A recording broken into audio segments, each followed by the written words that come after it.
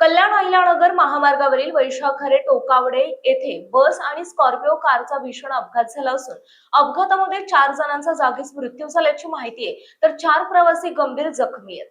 विठ्ठलवाडी कल्याण अहिल्यानगरला जाणारी बस आणि स्कॉर्पिओ गाडीची धडक बसल्याने हा अपघात झालाय.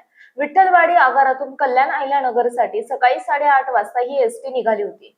मुरबाड तालुक्यातील टोकावडे वैशाखरे हद्दीमध्ये स्कॉर्पिओ कार सोबत बसची धडक होऊन अपघात झाला.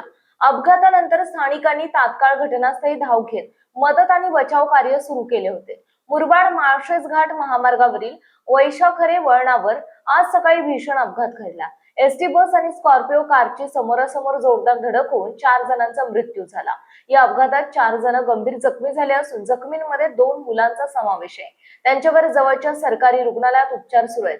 कल्याणहून अहिल्यानगरच्या दिशेने जाणारी एसटी बस वैशाखरे येथे वळणावर आली असताना समोरून येणाऱ्या स्कॉर्पिओ सोबत तिची जोरदार धडक झाली. ही धडक इतकी भीषण होती की दोन्ही वाहनांच्या पुढील भागाचा चुरडा झाल्याचा व्हिडिओ आणि फोटोंमधून दिसत आहे.